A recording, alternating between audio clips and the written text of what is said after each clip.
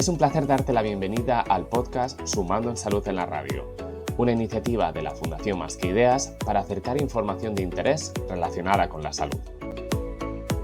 Mi nombre es Diego Villalón, formo parte del equipo de Fundación Más que Ideas y hoy tendré la oportunidad de acompañaros en este episodio que está dedicado al cáncer testicular, una enfermedad que se diagnostica a 1.500 personas cada año en nuestro país.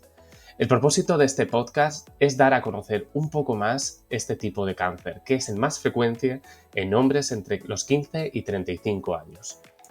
Aún así, no hay mucha información sobre el cáncer testicular y por ello, en el episodio de hoy te hablaremos sobre los síntomas, la importancia de la autoexploración, del proceso de diagnóstico, así como los diferentes enfoques de tratamiento que existen.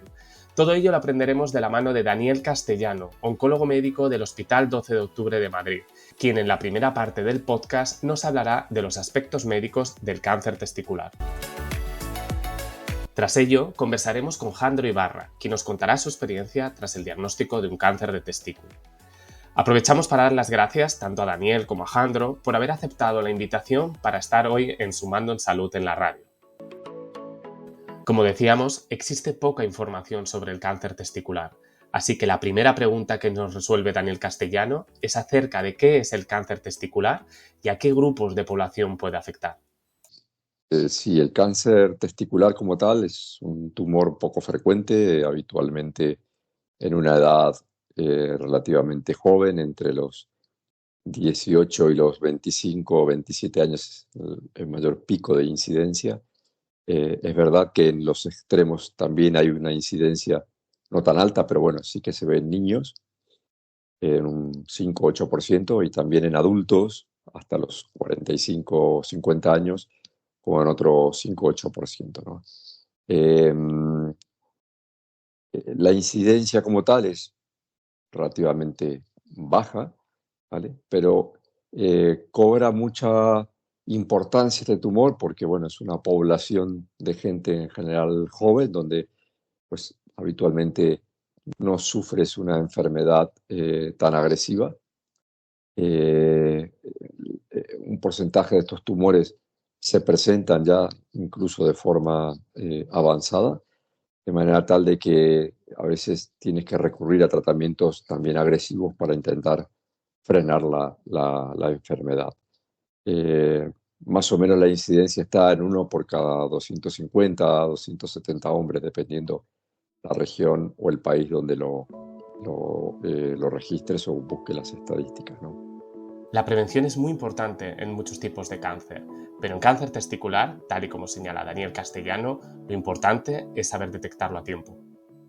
No hay un programa de prevención, o sea que es verdad que sí lo que se puede es instruir a la gente joven en algún tipo de maniobra o algo que ayude a identificar este tipo de tumor, ¿no? O sea que el tumor testicular nace obviamente en el testículo, esto está dentro del escroto y es fácilmente palpable, ¿no? Y de alguna manera, bueno, casi todos los programas lo que hacen es el autoexamen, ¿no? Entonces, obviamente no es algo que hagas habitualmente, pero bueno, sí que se recomienda, pues, cada tanto cuando te duchas o en algún momento, pues simplemente hacer el examen y ver si no hay, pues eso, pequeñas nodulaciones o algo que te haga sospechar o algo de que pueda haber detrás alguna pequeña tumoración. Un mensaje clave, por tanto, es prestar atención a los testículos y acudir a consulta médica en caso de notar un endurecimiento o un bulto. Pero ¿cómo debe ser ese bulto para sospechar que puede ser un cáncer testicular? Habitualmente no suele ser doloroso, ¿vale?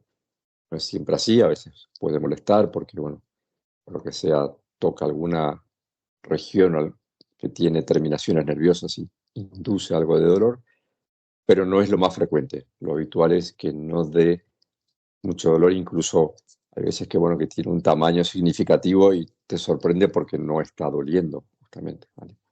Pero no hay otro síntoma como tal, o sea que no, tampoco es que nos ayude a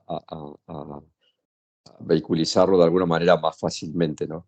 Eh, pero bueno, sí que es importante este punto, sobre todo porque hay un pequeño, a veces, fallo o error diagnóstico, tanto en el acudir a la urgencia o al centro de salud o incluso a algún urólogo, porque es la primera consulta, es con una enfermedad inflamatoria que es la orquiepididimitis, ¿vale? Que justamente el diagnóstico diferencial es que la orquiepididimitis da mucho dolor. Ese es el punto crítico por el cual uno hace el diagnóstico diferencial. Una vez que ya estamos en el contexto asistencial, ¿qué pruebas son necesarias en caso de sospecha? Daniel Castellano nos habla de pruebas tan importantes como la ecografía testicular, así como de los marcadores tumorales. La prueba diagnóstica fácil, por decirlo así, aparte de, obviamente, el examen físico, es hacer una ecografía testicular, que un procedimiento de ecografía hoy día es, vamos, casi que lo más frecuente que puedes encontrar en cualquier sitio, en un centro de salud hasta la urgencia. Y en caso de sospecha, o al menos de riesgo de tener una tumoración testicular sospechosa, siempre hay cierto entrenamiento a la gente de urgencia, tanto medicina interna como urología, en hacer unos exámenes de sangre, y dentro de los cuales solemos medir lo que llamamos unas pequeñas proteínas, enzimas que se liberan desde el tumor a la sangre, que son los marcadores tumorales. En este caso, tanto la alfa-fetoproteína como la beta-gonadotrofina coriónica son enzimas que se pueden medir y ayudan a identificar la presencia o no de un tumor, ¿vale? No lo descarta del todo el que sean negativos, porque hay un porcentaje de ellos que no tienen esta elevación de marcadores, ¿vale? Pero sí que ayuda mucho.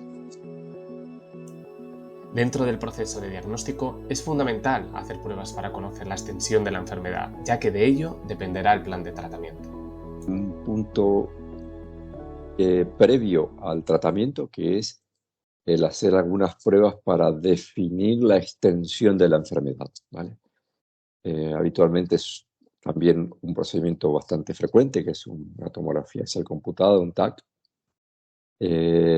que te permite ver el resto del cuerpo y ver si hay enfermedad fuera del testículo.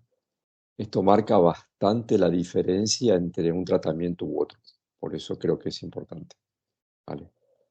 Si el tumor está solamente localizado al testículo, el procedimiento terapéutico habitual es quitar el testículo, la orquiectomía. Es una cirugía muy poco agresiva, que incluso en algunos sitios, en centros importantes, se puede llegar a hacer en el mismo quirófano de urgencia. Y después, bueno, pues analizar qué tipo de tumor era. Para eso obviamente ya eh, empieza aquí a trabajar y a actuar el patólogo, ¿no? Si hay tumor fuera del testículo, a veces la indicación terapéutica es diferente, y sí que necesitamos recurrir a un tratamiento un poco más agresivo, probablemente de quimioterapia.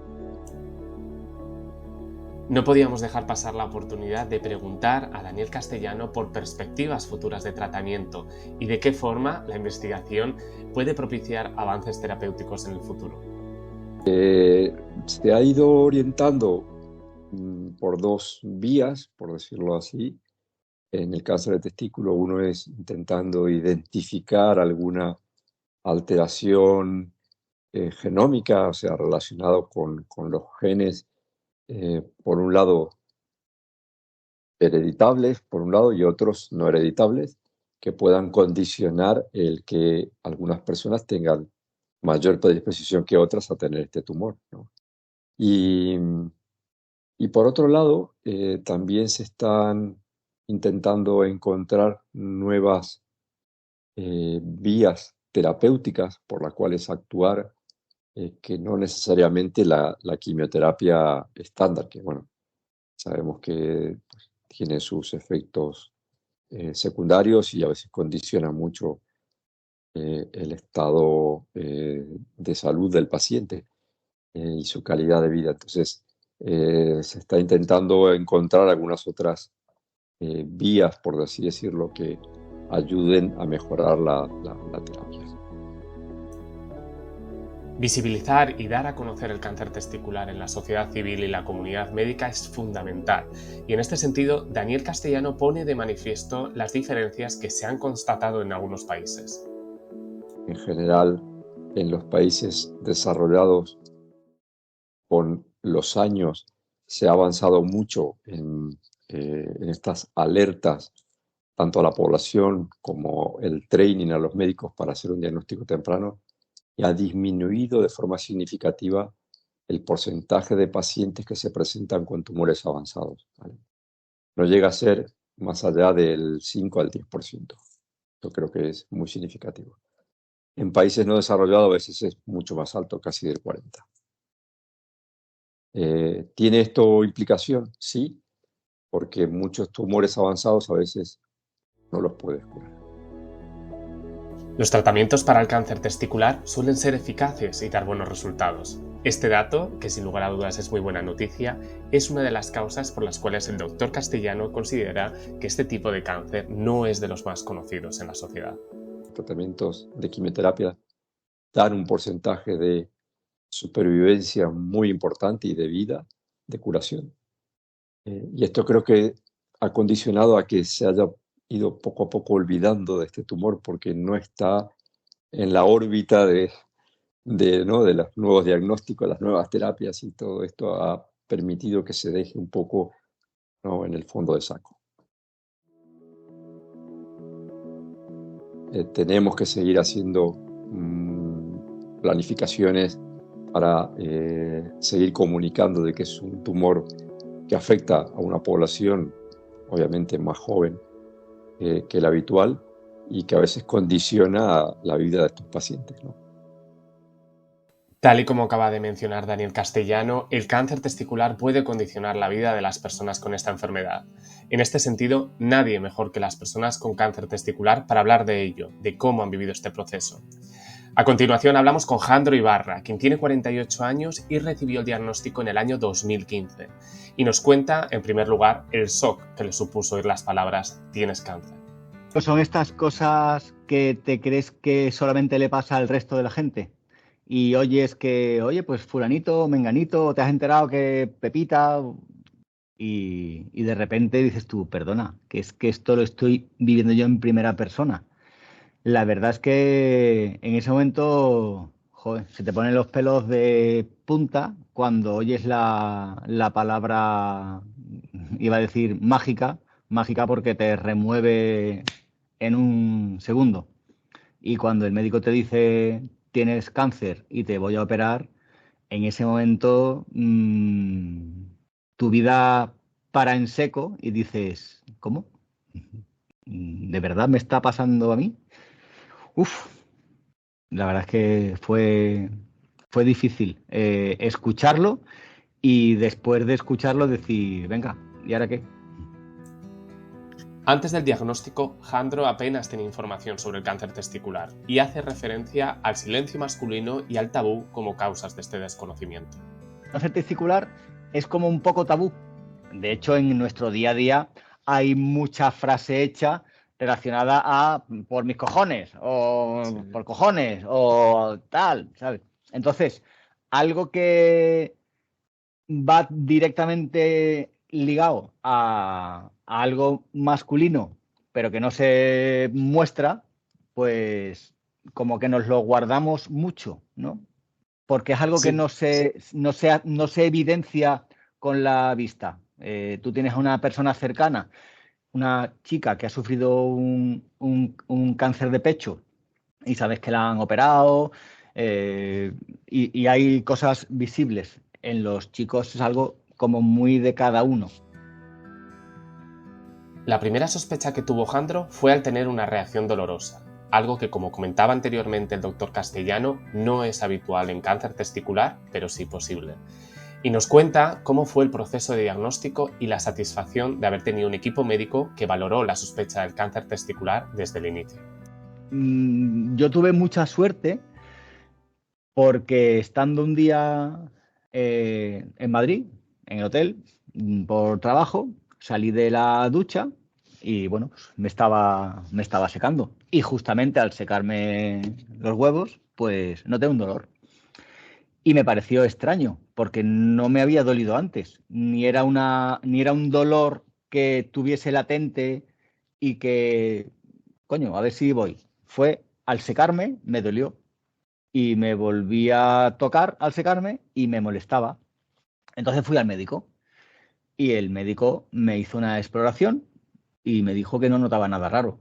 Pero, por descarte, gracias a Dios, un gran médico me dijo, vamos a hacerte una ecografía porque rondas los 40.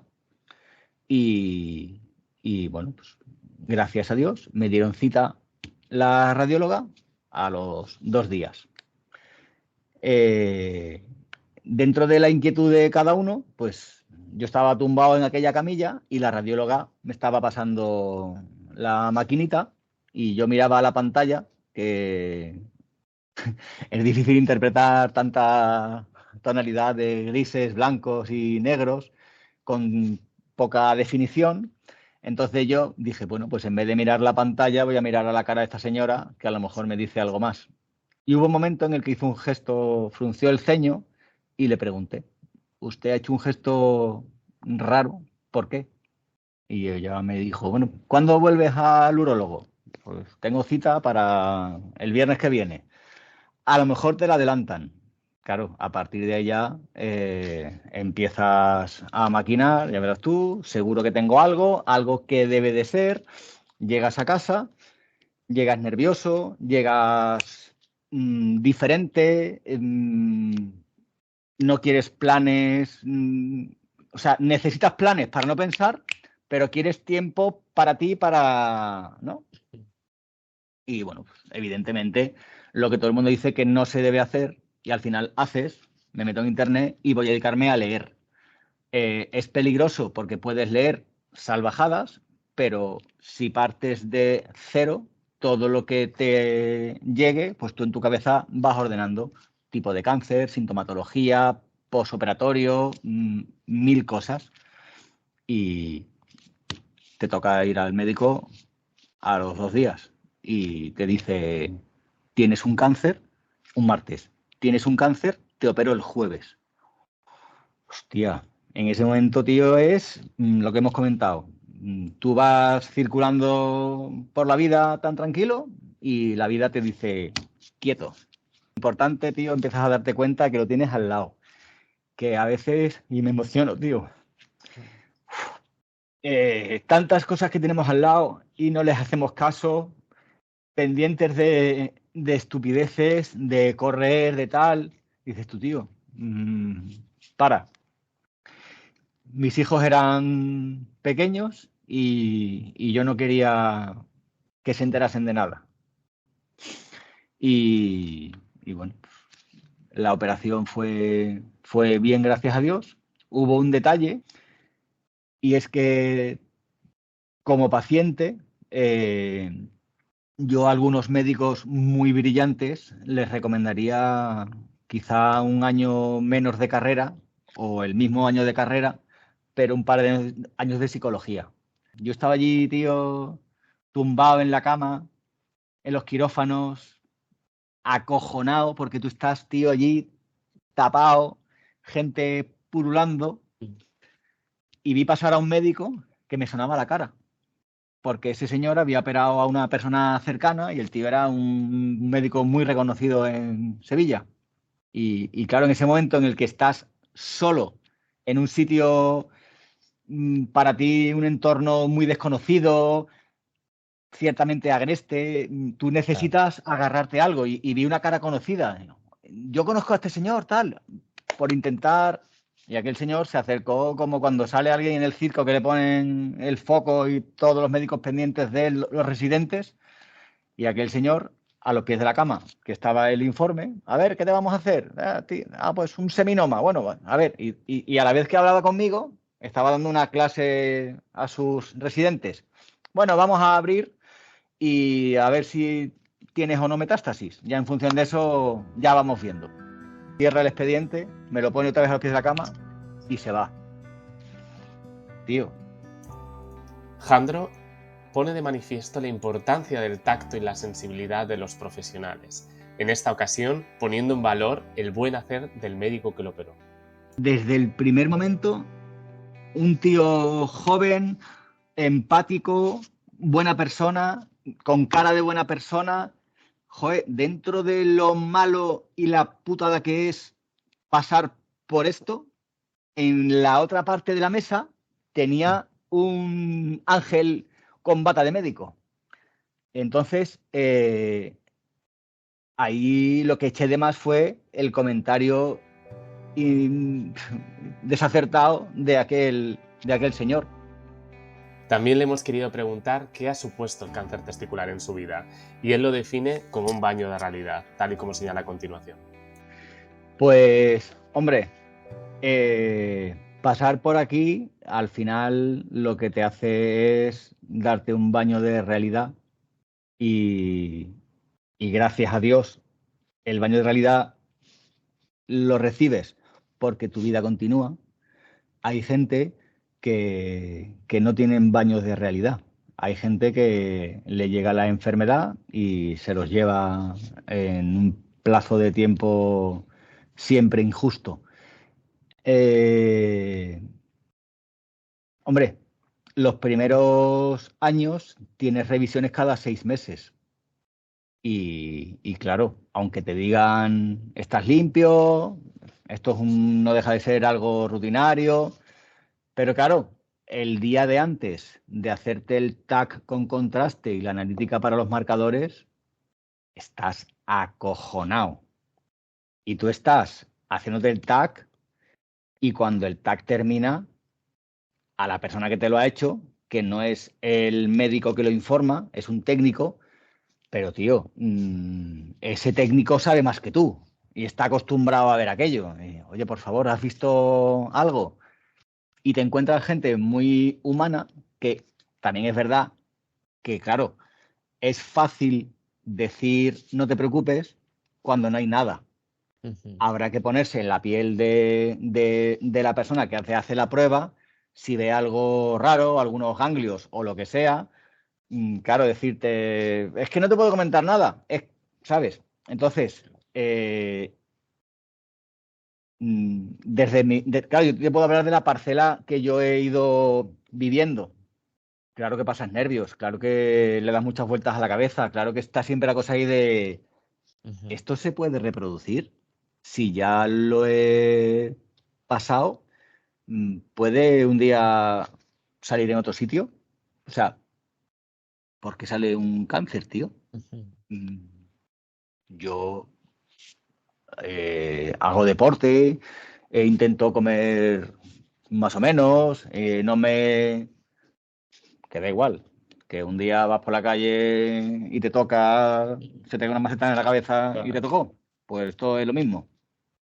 Pero un cáncer, yo creo que lo único que te enseña es a que te des cuenta que hay cosas que no dependen de ti y que a quien tienes al lado, cuídalo, disfruta de las cosas, dale importancia a lo que de verdad lo tiene. Desde la Fundación Más que Ideas queremos dar las gracias a Daniel Castellano y Jandro Ibarra por su participación en este podcast y por compartir mensajes tan importantes que seguro te han hecho reflexionar.